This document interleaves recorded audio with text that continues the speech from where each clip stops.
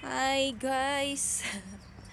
So alis na naman tayo kasi kukuha ko ng state ID. So ito yung ating mga papers, dinala ko na lahat para in case kung may kulang.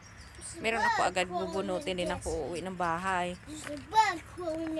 Oh, you got a bag in there in your hand? Oh no. Oh, get your water please. Your water's laying in the dirty ground. So ayan, syempre hindi yan magpapaiwan.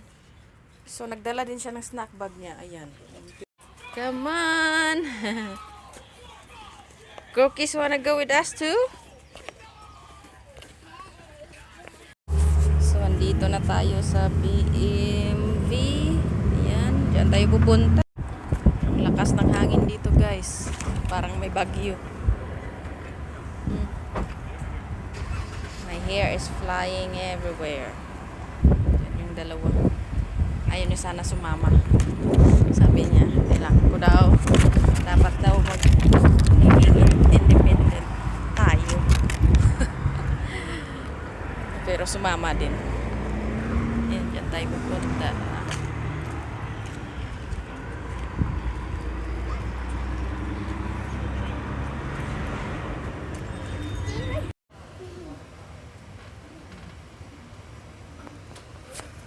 So, ang bilis lang ng pag-file ko ng aking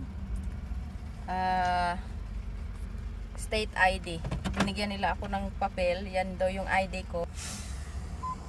Hintayin ko lang daw yung actual ID ko na ipapadala sa akin within 28 days. Tapos kung hindi pa daw na-receive within 28 days, matatawag daw ako doon sa sa in-applyan ko na hindi pa dumating or something. Sana dumating, pero mayroon naman ako dito, temporary lang siya. So yung card talaga ihintayin ko pa, hindi ko alam kung kailan darating, within 28 days daw. So ayan lang, maghintay kami ng order ng isa. So andito na yung order ng isa. Stop kami sa McDonald's kasi yung isa McDonald's burger lang talaga yung kinakain niya. Yan ang iba. Hey you, you want some burger? No. No doubt. Tapos mamaya maghahanap yun siya. Are you tired? Serious man kayo ang bata.